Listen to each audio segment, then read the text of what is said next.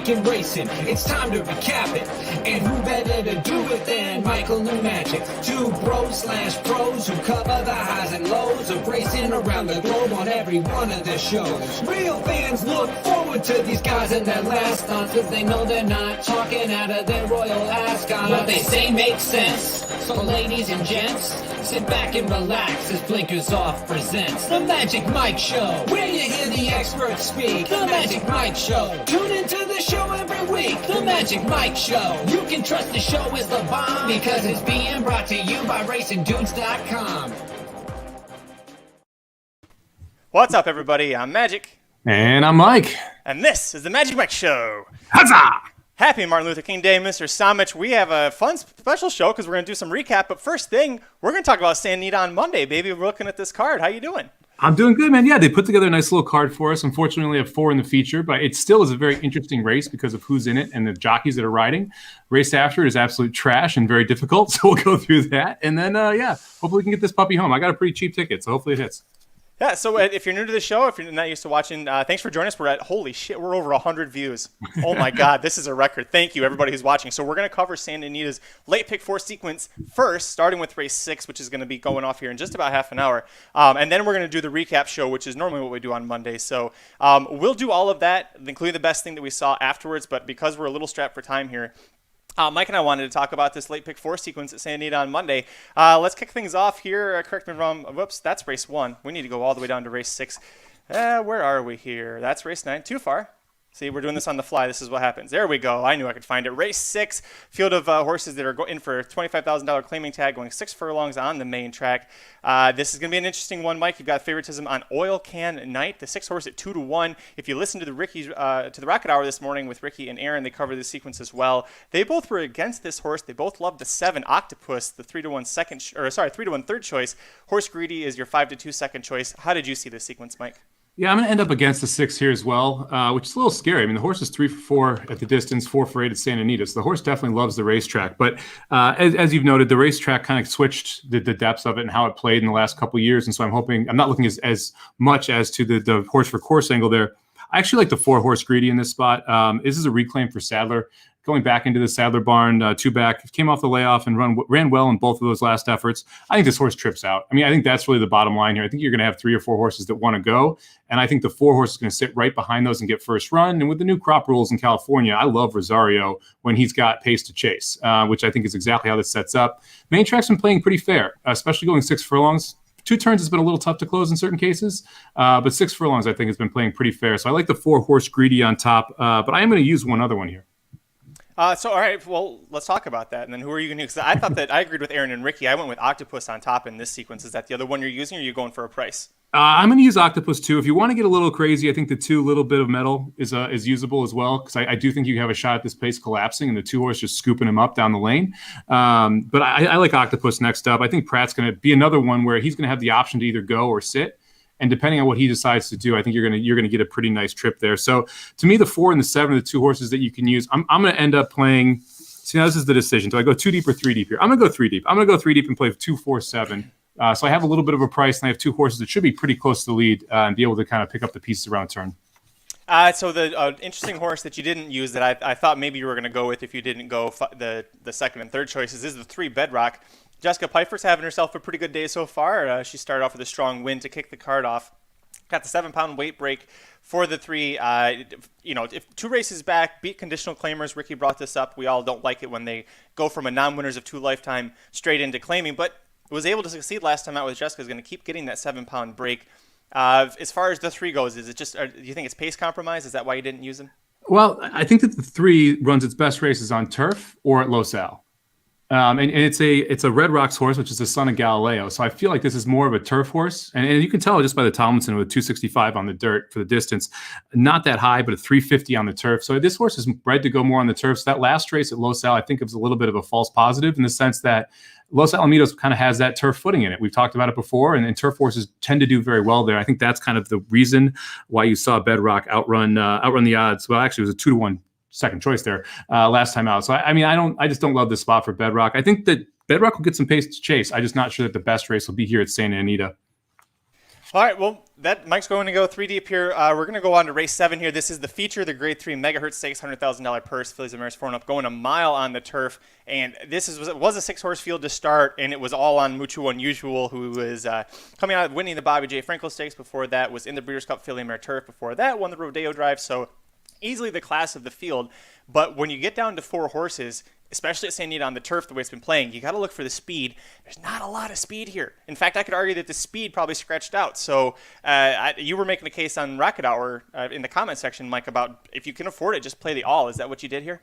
Well, I thought this was a pretty simple race from a gambling perspective. So you have 2 choices. You single or you go all. That's it. I don't think that you can really go 2 deep here or 3 deep. I think if you end up 2 deep, you're probably using Mucho Unusual and Sidamar. And I think that that's not a positive EV play long run. And it also means you can't spread like I want to spread in the next race. So I agree with you. I don't think there's any speed in here. I was originally going to be 4-5 in this race.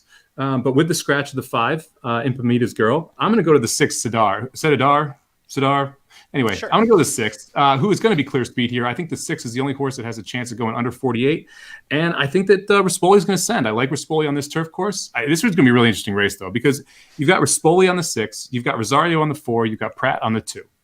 And then you have someone who quarantined in Pennsylvania coming in to ride the one from Chile. So it's going to be an awfully interesting jockey's race to kind of see how this plays out and who is able to do what. I think the 6 trips out here. I also like the 6 at a mile. Horse is 3 for 12 with the distance, where I think Mucho Unusual wants a little more distance.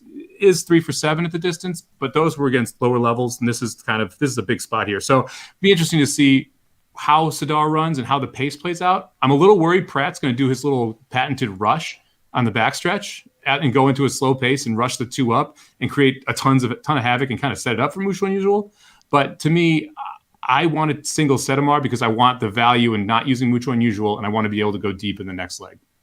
There is a scenario in which Sidamar finishes ahead of Mucho Unusual. In fact, it happened earlier this year in the Solana Beach Stakes at Del Mar, which was a turf mile. And Mucho Unusual was expected to come up and win. She was the 1-2 favorite and got third. So Sidamar, I'm with you. I think from a gambling perspective, especially, you nailed it. You either have to go all, or you've got to figure out one of these to hit. Usually, with my luck, when I single, I should have hit all. So I was intrigued by the one when this was a 6-horse race. Now you've got her at First Time North America. She's bringing in a jockey who's not familiar with this, and it's Pratt versus Rosario versus Rispoli on the turf. And this guy from Chile who's never been here, and I'm sure he's a fantastic rider. This is that horse's main rider when she was back home. But it would be a huge shock at this point, I think, if she came out and won. And the other reason, to me, this isn't a great all button race. And I'm going to actually talk a lot about the all button in this pick 4 sequence because I'm about to use it. But look, you're not going to get anything more than 5-1 on the 1 horse, and it's not going to play that big because a lot of people are going to hit the all button in a 4-horse field.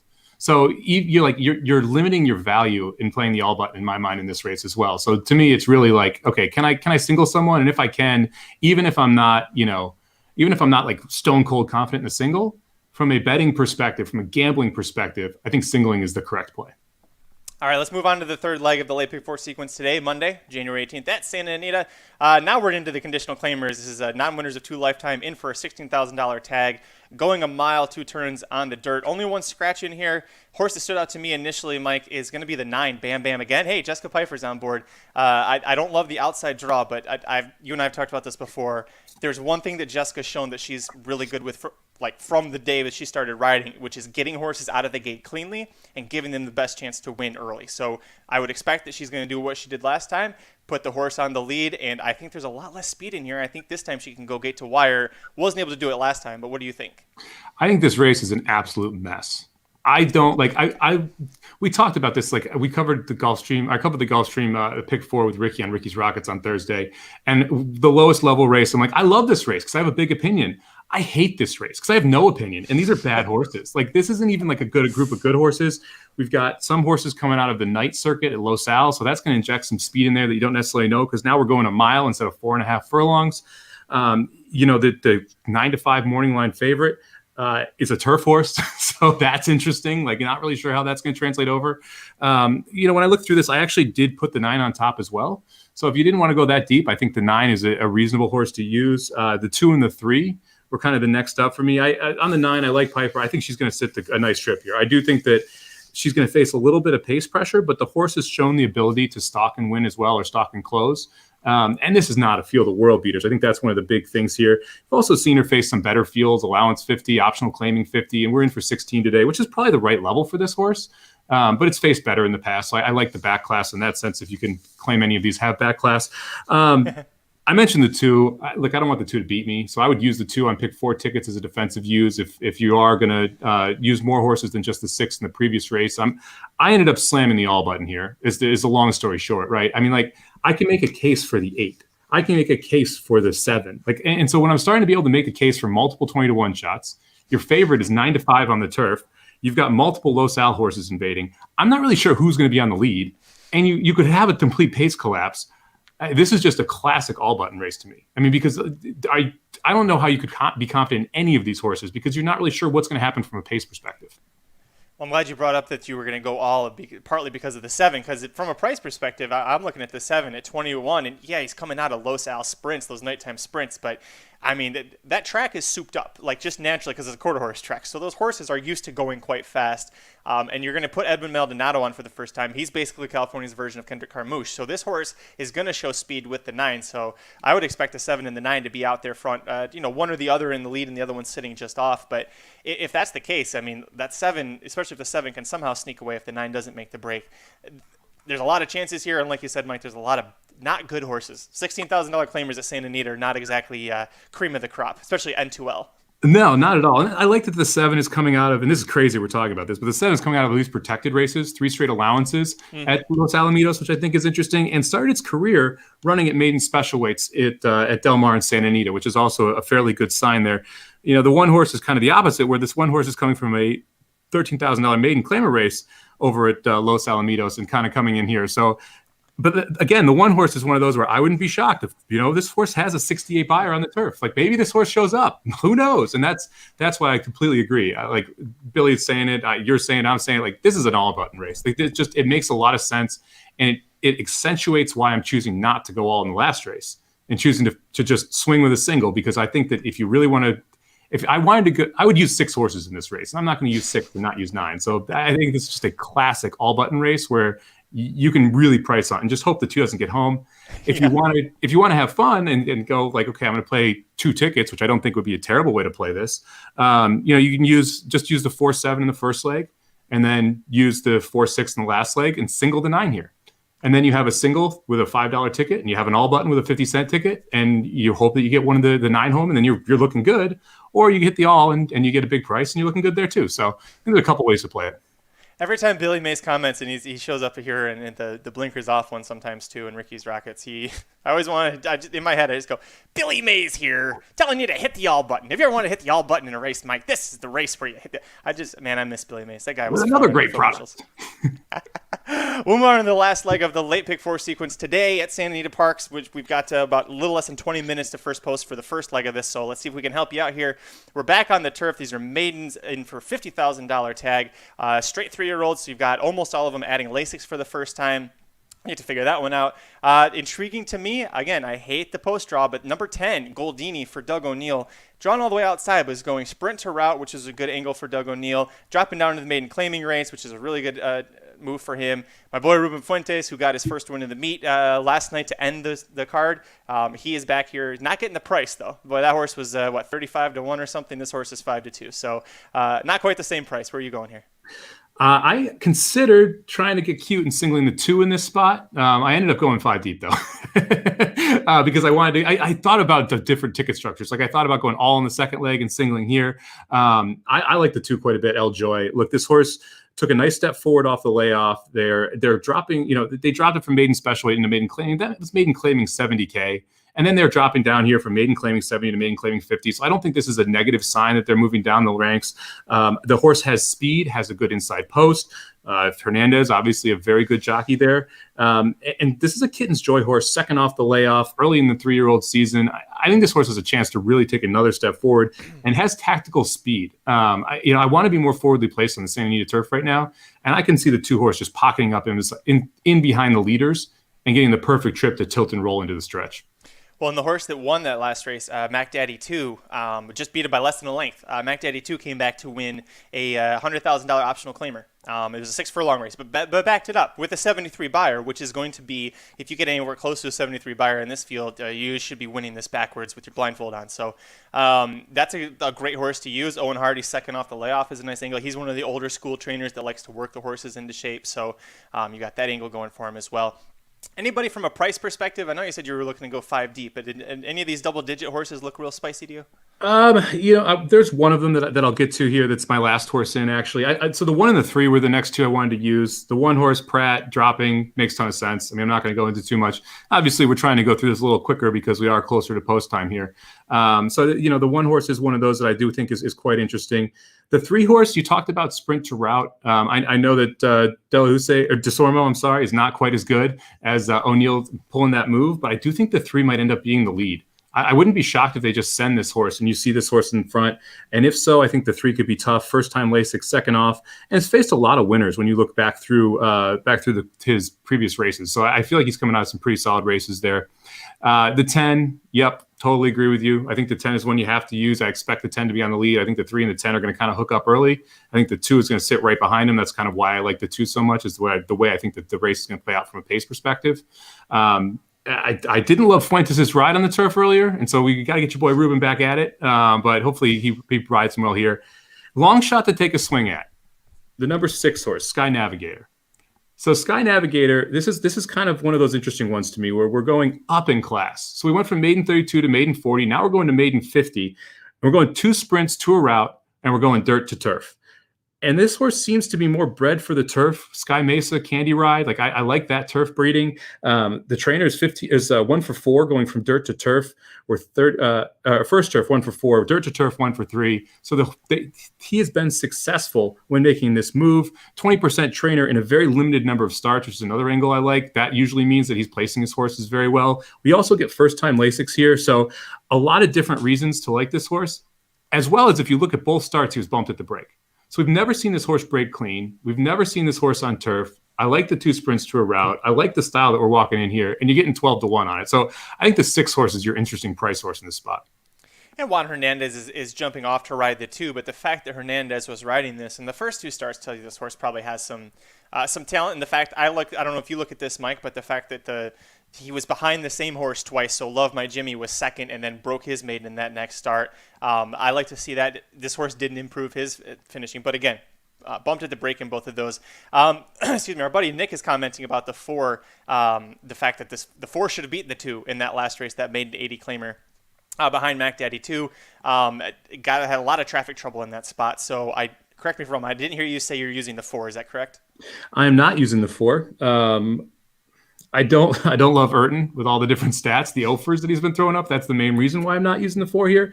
Also, it's a Union Rags horse on the turf, and Union Rags is like 3% on the turf, something crazy like that.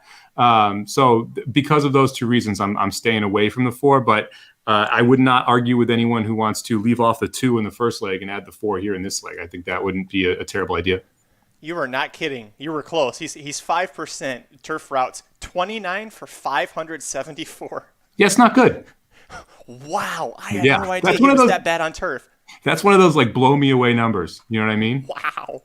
Yeah. Wow. Okay. And any the first time starters grab your attention at all in this race?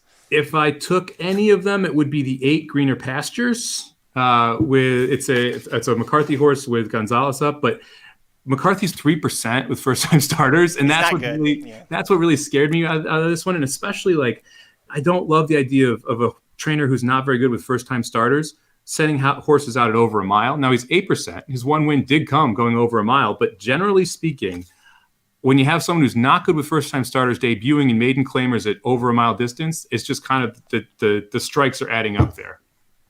Yeah, I love Michael McCarthy, and I love him second out with a horse. I really don't like when he's got a first-time starter because, again, he likes to run them into – he's not Bob Baffert that'll spend 3 months trying to train them to just peak every time they fire a shot. So, that's fine. All right, so we've got about 10 minutes to post to the first leg of the late pick 4 sequence. So, Mike, why don't you go ahead and give us your ticket, and I'll type it up so that we can have it on the banner below. I was just typing it. All right, I'll save the banner. I'll save it, and then you can finish it. Nope, you keep going with it because I don't want to. Okay, so I'm going to play pick 4 tickets, Santa Anita, 50 cents. I'm going to say this as I type it, so bear with me here. We're going to go 2 with 4 with 7 with, 2, 4, 7 with 6 with all with 1, 2, 3, 6, 10. And that'll cost you, it should be $67.50. Boom. And look, this sounds like there's going to be, especially those last 2 legs, a couple of really good price options in there. So if you can get through that stupid 4-horse stakes, that's a good spot to go. There it is. So it's right on the ticket. So if you're watching live, Mike is going to be down here. You can follow along as the races go. Also, remember, because this is a special Monday of racing, they're doing the Golden Hour and the Golden Hour Daily Double, which is between Santa Anita and Golden Gate. So even if you come in later, you don't want to play the pick 4, but you want to take advantage of those low takeout, $1, $5 sequences there. The last 2 legs of what Mike likes are right here. Probably be a little expensive if you're playing the Golden Hour Double to go 5 deep unless you really like the horse at Golden Gate there. But we're here for it to help you, so take a look below. All the information's right there. You ready to get into the normal show? Yeah, let's do it. It's weird. It's weird doing this backwards like this one. I'm not going to start over. I'll just I don't know. Actually, screw it. We're going to have to. I'll count us down and we'll just pretend that for the podcast purposes. Sound good? Are you there? Sorry, I was doing a lot of clicking, so I was muted. I'm here. Oh, no, that's okay. I was like, did I lose you again? Okay. 3, 2, 1. What's up, everybody? I'm Magic. And I'm Mike. And this is the Magic Mike Show. Take 2. How you doing? I'm doing pretty good, actually. No, it's been a good day. It's nice to have Monday off, have a bunch of different tracks running. So it's been pretty exciting to have that going on. We've got 4 hockey games today, which is pretty awesome. So to have NBC Sports up and been able to watch some hockey all day. It's been pretty good, man. It's nice to have the extra day off. Thanks for bringing up hockey. The Red Wings, they started off their season very poorly. 3-0 loss at home to Carolina Hurricanes. Did pretty well next time, 4-2. And then the Columbus Blue Jackets, they lose 3-2. So this is, this status quo for the Red Wings. Yeah, I was actually pretty happy about a couple of those losses. I bet against the Red Wings a couple times this year, and it's been a very profitable strategy. So I'm going to keep that going. Yeah. Listen, you bet against the Red Wings pretty much from the rest of this season. Next season, I think maybe Yzerman's got a lot of contracts that are running up. He gets flexed the contracts and everything's set up so that when we hit the summer, they can pretty much just start over from scratch. So that's where the Red Wings are at right now. Just make it to the summer.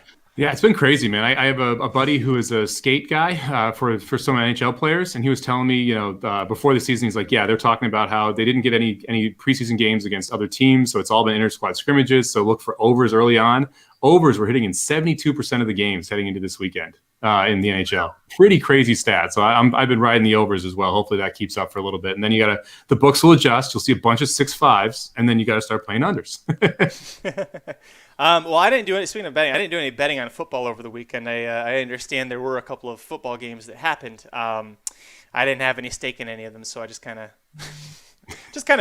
passively watched you guys argue about it. But what did you think about all the football action?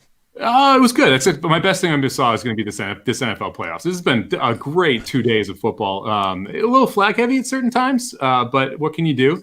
It's just fun to have some of these matchups. And like I was listening to a podcast earlier talking about the 4 possible Super Bowls.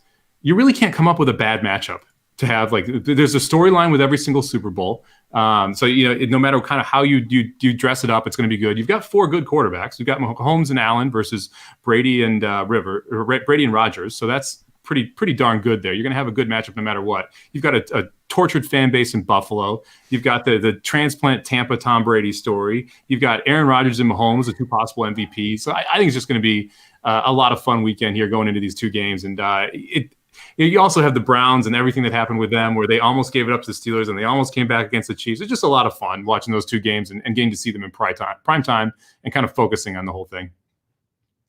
Make sure I unmute myself there.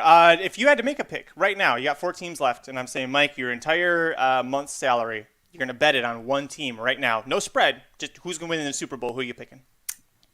Chiefs. Oof. Okay, so I heard Jared's answer. What's Mike Samich's answer? Still the Chiefs. I think Tampa's going to beat the Packers. I'm very anti-Packers compared to everybody, and I look at this Chiefs-Bills game, and the Bills are like Chiefs light. And so a lot of times when you see in sports, when you have the worst version of a team play the better version of a team, the better version of the team generally wins quite easily. And so I have a feeling that the Chiefs are going to be able to take care of business against the Bills. And then if the Bucks do end up beating the Packers, I'm not sure the Bucks can keep up with the Chiefs. And so that's why I end up in that result. Now, if it ends up, Packers Chiefs, I might actually change my opinion. But it's all about kind of how this thing plays out next weekend. Please don't let it be the Packers. I can't. I just hate the Green Bay fan base. They win. I'm used to seeing them win twice a year just by default. So now you're just gonna give them the Super Bowl. I actually still have a really bad memory of when they beat the Steelers in the Super Bowl. That was the year in college that one of my best friends worked for Red Bull as a sales rep, and so he brought like 4 cases of Red Bull over to the fraternity house, and there were a lot of other liquids at the fraternity house, and we mixed them all. It wasn't a good night. I don't remember the second half of the Super Bowl. I remember that the Steelers lost, but it was not a great night. Yeah, the Red Bull vodka thing, just, man, I drank them, but they never tasted good, and it really messed with your head. Like, I don't know if at 40 I should be drinking Red Bull vodkas. I think I might just lose it if I did. So I'm glad I got off that train. The best thing that I saw, I was torn, and I texted the group about this. I'm not gonna go with this one because I do have something better. But did you see what's happening with the Stronachs between Frank Stronach, who's the chief, the patriarch of the whole Stronach empire, and then his daughter Belinda, who kind of runs the tracks and runs the day-to-day business stuff. So the injury stuff happens in Santa Anita a couple of years ago. Jerry Hollendorfer gets banned from every Stronach track. Nobody tells anybody why, just we're banning him and we have our reasons. So then he's at Oaklawn now. He's just announced he's got a bunch of horses that Frank Stronach owns that he's training. So think about this. Jerry Hollendorfer is banned from running at Frank Stronach-owned tracks, but is training a bunch of Frank Stronach horses because his daughter won't let him race at the tracks. Like, that's kind of screwed up. And then you've got the Pegasus World Cup hype video. Did you get you got a chance to watch this today, right?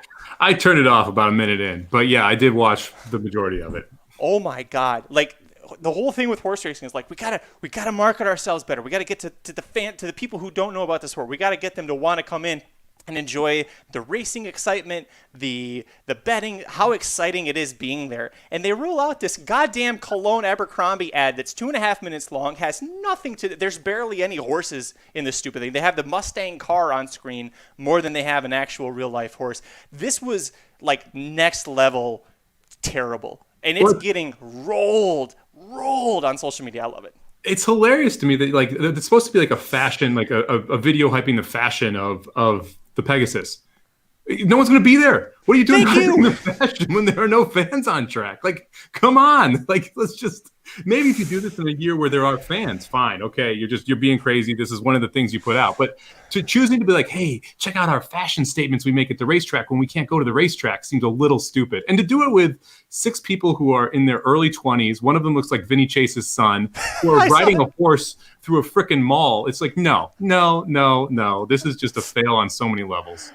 You ever wonder how popular horse racing would be if it just got out of its own goddamn way once in a while? No, I don't, because I realize it never will, so I don't even wonder about it. I guess I'm still an optimist. No, this is going to be the best thing that I saw. So last week, Monday's show, I talked about John Shears, the paddock captain at Santa Anita, who just turned 100 yesterday, and talked about how great this guy is. And shortly after the show's over, I got a text from Dr. Miranda saying, well, my birthday's on Sunday, so I should get a shout out too. And I said, listen, this guy's a hero. He's a war hero, and I told the story about how he jumped in front of a 5-year-old girl to save her life when there was a horse charging at him. The guy was 91. I was like, when you're 91 and you do that and save the life of a 5-year-old girl, maybe I'll give you a shout out on the show. And then if you're watching live, then she does this crap. She puts this together. I don't know what she does for real, but this is you're watching this. So there's a person with a horse head charging down the hallway at someone holding a sign that says "I am 5." Then Dr. Miranda jumps in front and scares the person with the horse mask away. Is this good enough for a shout out on our show, Mike? I can't tell. Yes, yeah, because this has got to be at her office, which means that she talked her coworkers into doing this, which means she had to explain the whole reasoning to why she was doing this just to get a shout out on a horse racing podcast. Yeah, you can get a shout out. Happy birthday, Dr. Miranda. I mean, I don't mean to be self-deprecating, but it's not even a good horse racing show. I mean, if you were like, hey, I'm going to be on blinkers off and I'm going to go to this work, that's fine. But the second best show on a on a Racing Dudes network. Like I love second it. best on a good day, I should say. Rocket Hour tends to give out too many winners. So I mean, that's incredible. That's like, I love it. To go to that effort to explain it, to then have like, who had the horse head? Did she buy the horse head? I have questions now. Right. I'm intrigued as to how this all went together, which means it's good enough to get a shout out. Yeah, I thought it was good enough too. I just had to tell the whole story. So on today's show, if you missed it, Mike and I did we're gonna do a shorter podcast version here. Not a lot to talk about. We also covered the Santa Anita late pick 4 sequence at Monday, which is just kicking off. So throughout this podcast show, Mike is going to update us on how things are going. Until then, let's get into some fairgrounds action and talk about our pick 4 tickets that almost hit, kind of, but didn't. Riders up. Oh, I thought you were going to say something. Sorry. Did the race go off yet? I don't have it pulled up. I get 5 minutes. Jesus, they're turning into Gulfstream sometimes with these post drags. Okay, 10th race on the screen. 3, 2.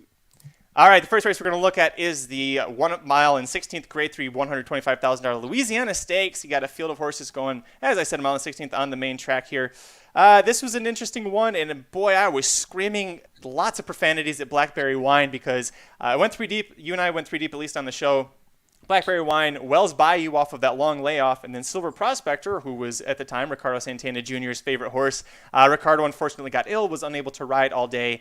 Didn't think there was an issue with Miguel Mena picking up. You know what the real issue was, Mike? There was no pace, and somehow Blackberry Wine still couldn't hold on. This race made me so angry because of just that horse. I can't get him freaking right.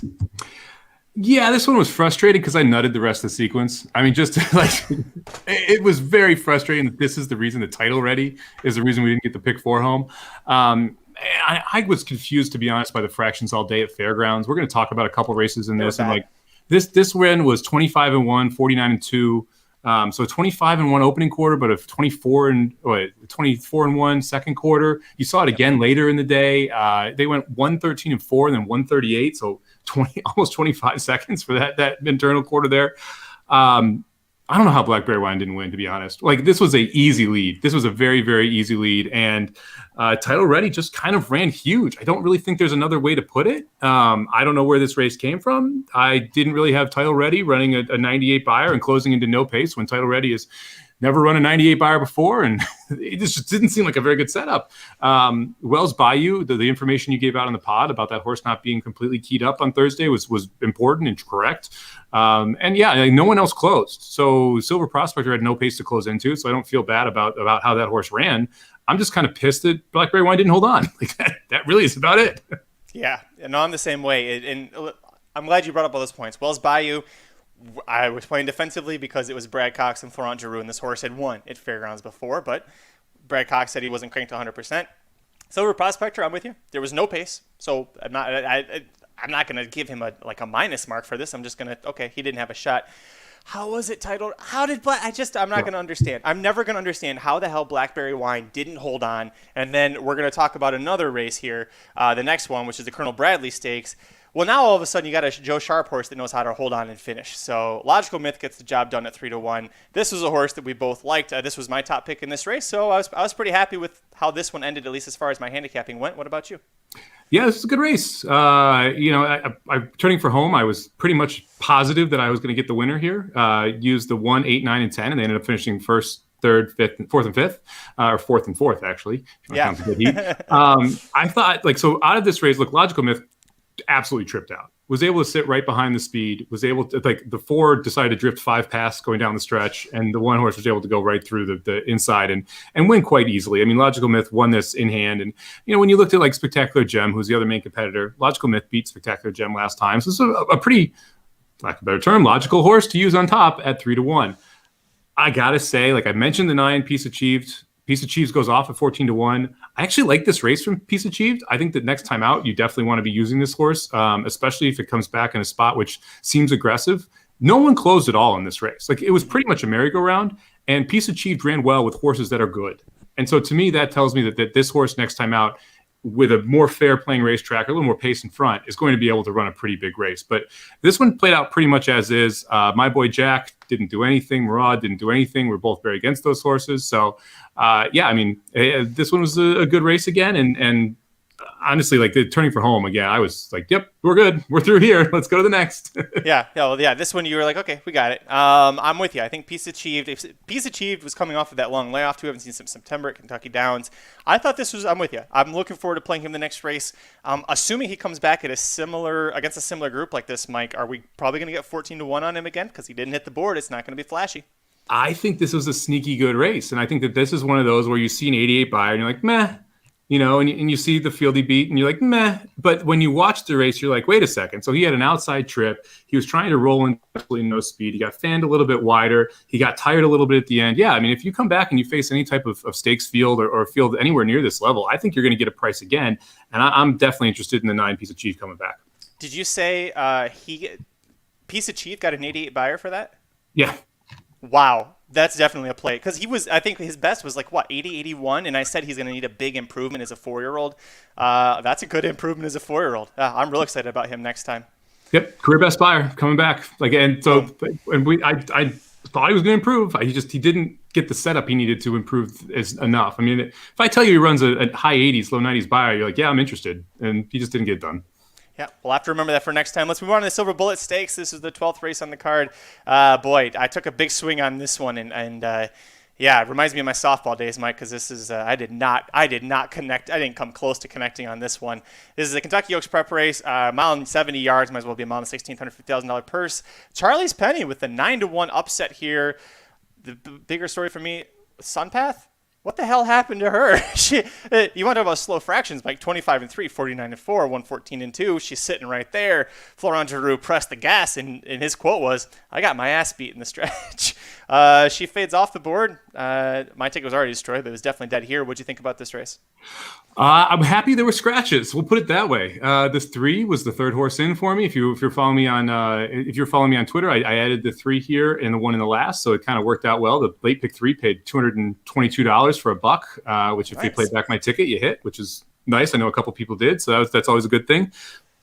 Charlie's Penny was like, it's that horse where I'm not really sure they're that good, but I think that if they improve, they can run a good race here. Horse have been going 7 furlongs, 6.5 furlongs, so we were stretching out, and this horse just handled the stretch out really, really well. This is a horse that's out of race day, which is a Tappet, so you would think that the horse would be able to go a little bit longer. Warrior's Reward is the dam sire, so nothing amazing there, but this horse just took a nice step forward, and this is why I'm so confused by the pace. You're right. It was really slow up front, but this horse sat back and was able to close into it. It's almost like it was a tiring racetrack until you got to the comp. But we'll get there in a second because, man, I thought Proxy was home. But so you look at this and you see Charlie's Penny. And first off, it tells you Sunpath may be a little bit overrated because, man, did not go up at all. But these fractions, the track might have been a little tougher to get over than we necessarily expected when we saw these fractions, because it's just these slow paces that clearly horses were quitting off of, I think kind of tell you how the track was playing. I was having one of those times where when it got to the Silver Bullet Day was over, and I was like, I didn't have Charlie's Penny. I was so sure that Sunpath was going to fire a big race. I was really disappointed with how this one turned out.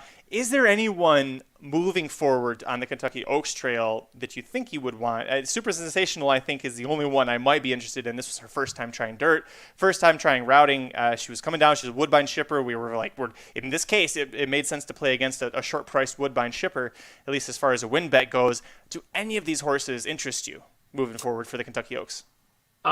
If I played anyone in the Oaks, it would be Super Sensational. I think that it's going to be tough for Charlie's Penny to be able to continue to take the steps forward needed to be able to get into the Oaks. So it would be Super Sensational for me, but I'm not sure that she's going to take that step forward again. But I'll give her one more race before really deciding how to handle her. Damn, I was just watching Santa Anita. Did you see that? Oh, he's not going to get up in time. Nope. Damn it. And that's why I always play Oil Can Night on tickets, because I can never get Oil Can Night I can never get them right. So I'm like, I just always play them. And well, they flew up front, and the 4 was just way off it. Like, I'm not sure why Rosario was so far back, and the 7 just couldn't get by. Yeah. Oh, well. All right, Mike, let's talk about the LeCompte Stakes. This one, I thought this put a nice cherry on a day that I really want to forget fantasy league-wise. You and I are over 3 with our runners, our draftees so far. This is Kentucky Derby prep race, grade 3 $200,000 purse for the LeCompte. Midnight Bourbon, gate to wire from the rail. Joe Talamo picks up the mount from Ricardo Santana Jr. Thought he did quite well here. Proxy with a good second. Mandaloon, the big favorite, 4-5. To me, it was disappointing. Misses second by a head, but again, was the track tiring? Was it hard for horses to close? I mean, this is looking like a little bit of a merry-go-round setup with a lot of how these races went here. So, what'd you think? Yeah, I mean, we talked about it a little bit. These 3-year-old races are a lot of times won by speed, and that's one of the main reasons I was on Proxy. I was a little disappointed Merle didn't send Proxy to the lead.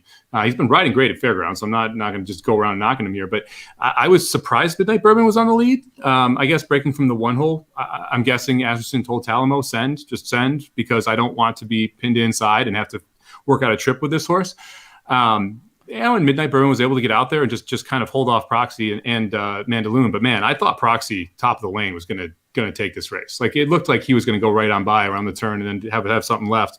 It ended up Midnight Bourbon kind of stumbled home in that last 16th, and it got a little closer than you thought it would at the eighth pole. But I don't like anything out of this race. It's kind of my takeaway. I would like, and I want to see a race from each of these horses before I fully judge them. Proxy, I have no interest in long-term. Proxy was a pace play more than anything else. I don't think that horse is going to continue to move forward. I think that horse got the opportunity in this race to have a setup to be able to beat horses that are better than him.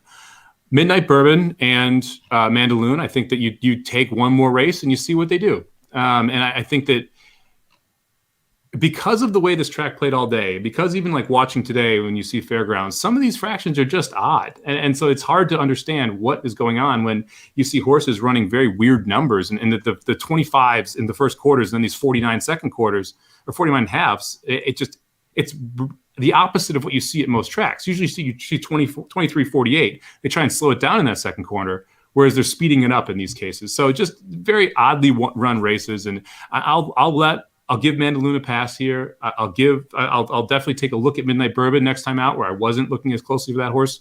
As far as Derby contenders, next time out, no one else in this race I think really deserves too much of a time, because everyone else was meh. Yeah, I'm with you. I'm really happy, selfishly, for fantasy purposes, that Proxy didn't get the job done. We debated about whether or not to draft him, and I was not high on him based on how he'd been running in the stretch at Fairgrounds. So I'm at least happy that he doesn't get the win here, because for me to argue off a horse and then he go out and win an early prep, I would have really been pissed at myself. I'm with you. I think Mandaloon, this was his first race since late November. Give him one more start. We heard in the Fantasy League draft, if you were watching or if you listened back to it, the team that drafted him, Brian and Brandon, they both said that they'd heard that Judd Mott is extremely high on this horse. So he's with Brad Cox, so you can at least trust he's going to give him the best chance possible. Midnight Bourbon, he's off since early October. This is a son of Tiz now out of Malibu Mare, so he should be able to handle the longer they go. Shouldn't be an issue. I like that he's got that early speed, which is going to be able to help him at least hold on when it matters most. But I was texting with John Lees earlier. I kind of want Midnight Bourbon to win a Triple Crown Trail race or somebody by Tiz now, because that horse, he's officially pensioned from stud duty. Just give the big horse one Triple Crown race winner. Doesn't have to be the Derby. Give him the Preakness. Give him the Belmont. Just give Tiz now somebody before he's gone forever. Just give him one horse. It was supposed to be Tiz Magician, but let's see if somebody else can do it. Yeah. I mean, come on, Tiz the Magician. What are you doing? Why you gotta let Tiz down now like that? Tiz down now like that. I love the Tiz now win one for America was kind of incredible too. So that was a fun Breeders' Cup call to go back and check out Belmont 2001. So yeah, it would be nice to see him win one. Let's be honest, though. I mean, I think Midnight Bourbon's going to need to take like 4 steps forward, and then we can start talking about like a possible Triple Crown race win. As far as I want to give an update on Mandaloon, Brad Cox said that he got stuck wide. He showed up, he ran his race. They're going to add blinkers to him for his next start. So you're hearing it here first. Mandaloon wearing blinkers and the Risen Stars where he's headed. Yeah, I mean, I wouldn't take like this is the first time this horse went 2 turns and it went wide and it was running into no pace. Like there's a lot of reasons why you give excuses to the 10 here. So I wouldn't completely throw this horse out. It'll be interesting what price you get back on Mandaloon, because I'm probably not looking to take a short price going 2 turns. But I don't see why this horse would have any trouble to the distance. I think this is one you still have to keep on your radar. There's also a horse that I wanted to talk about real quick, Mike, that what in the world happened there? Why is that stew in that? Oops. That's what my background looks like. That's Shoot, I just lost my it's Soulbeam. I lost my train of thought because I was like, why is my background on my computer on on there on the back? The horse that was Bob Baffert's on Friday. Concert tour wins a maiden special weight in hand. Joel Rosario aboard. It's a 6 furlong race, but it seemed like Baffert wanted to get this horse, get a race into him because he's got the preps in mind. Gets an 88 buyer for it. You weren't saying you were that impressed, but afterwards, Bob Baffert's quote was, "I expected that." So this probably means this is going to be a Triple Crown horse, right? I think you're definitely going to see him in the preps. You're going to see what he can do moving forward. There was a lot of hype around this horse, and when I compare that to other Baffert horses that I was blown away by, it just wasn't comparable, right? That wasn't justified, right? And that's what I'm looking at when I see some of these horses run. I'm like, okay, we've seen what Baffert has when it's loaded. Like, that wasn't the same as what I saw there. The horse definitely could take a step forward. The horse wants 2 turns. It was 1 at 6 furlongs, which is always a good sign. The horse was in hand. So we'll see what happens moving forward. But that was not one where I'm like, whoa, that's a superstar. That was one where, like, that's a nice horse. Let's see what happens next time out, you know? I think if it was with any other trainer, you'd be like, look out, this is going to be a star. It's with Baffert, and you're like, that's fine. Hey, Meyer Baffert? Come on, Bob. You're better than that. Yeah, that was a good one. So anyways, that's one to watch as well. That's going to do it for this episode of the Magic Mike Show. I think we're pretty much out of top. Was there anything else you wanted to touch on? It was a light weekend, so I'm glad we got to cover, even though we didn't start off the sequence well, we got to cover the late pick 4. Yeah, if anyone has tips on 3-year-olds that are going to run huge that haven't started yet, Magic and I are looking for horses to claim. So feel free to shoot us an email or shoot Magic an email. It's magic@racingdudes.com, right? We'll take it. We'd love any insider information to pick up proper 3-year-olds because we need some help here. We're 0 for 3 in those draft picks now. It's to the point. This is a true story. It's to the point that Mike and I are trying to figure out which D. Wayne Lucas horse is going to be Bravazzo and just run in every single prep from here through eternity. Yeah, at least we still have the horse we traded up for. The one we said that matters. That's the only one that matters. He's still there. It's true. So that's the problem, is that everything going into the draft we kind of put on Prime Factor, and now we're 0 for 3 with our runner so far. If Prime Factor doesn't come out and look like a monster in his next race, we're in trouble. We're in a lot of trouble. Yeah, it'll be survival mode if he comes out and runs poorly. Oh boy. Oh well. But hey, we still got a while till we then, so make sure to thank you so much, everybody, for joining us today on the Magic Mike Show. We'll be back on Thursday. Mike, there's this little race called the Pegasus coming up this weekend, so I'm pretty sure we've got an inside track wagering guide to the Pegasus World Cup coming up at racingnews.com. You're going to be giving your top 4 selections for all 7 stakes races, all of them graded. I'm going to be doing it. Ricky's going to be doing it. Everybody with the Racing News team is going to be contributing this one. It's going to be a really nice big article. If you bought the Breeders' Cup wagering guide that Aaron and Jared did with their live bankroll thing, they're bringing it back for this one, and that thing turned in almost, it was like an 78% ROI if you did their live bankroll at the Breeders' Cup. So that said, do it again for this one. It's really great. It was a really fun thing that they did, and very successful. So you can see and bet exactly as Aaron and Jared are going to do on Saturday. So check that out in the guide. Are you going to do any articles for it? Do you know, or are you just going to do picks? I'm just going to do picks and then a couple tournaments this weekend I'm looking forward to, so we'll get in those as well and see what happens. Yeah, good luck to you. Good luck to Dr. Tang. I know he's been he was trying all weekend to get his NHC berth. He wants to come and hang out with us in Vegas. Nick Severs is trying. I know it's great that we've got some of our loyal listeners and followers who are dipping their toes into the tournament style and see how many Magic Mike Show people we can get to show up in Vegas at NHC. If not this year, definitely next year. Yeah, we got a couple people in the Pegasus live bankroll tournament that watch and listen to the show as well. I've been getting some DMs about that who are playing real money tournaments for the first or second time. So good luck to everybody who's in the Pegasus tournament. I wish I was there with you. I did not qualify for it, and so I'm not going to fly down there and play it. But it hopefully goes well for everybody who's in it. And then I think you've got, like a week left for NHC. I think this is the last week you can qualify. So it's getting right down to the wire to qualify for 2021. And then I start trying to get some 2022 NHC seats because it is, do not take for granted you will get one. You have to start as soon as you can start to hope to get to your seat. So, and then I'm also starting to play BCBC qualifiers now because there's some nice overlays if you look into it in some of those tournaments because people aren't playing them yet. So, going after some BCBC and HC seats hopefully starting in February. Boom. That's great. Awesome.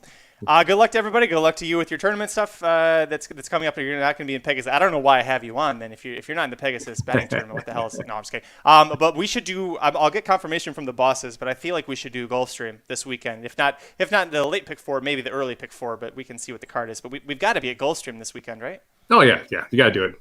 Okay. Yeah. All right. We'll see everybody back here Thursday, 5:30 p.m. Eastern, 2:30 p.m. Pacific for some Gulfstream talk. Until next time, I'm Magic. And I'm Mike. Good luck this week, and we'll see you on Thursday if I can find the video. Where the hell did I put it? There it is. Goodbye.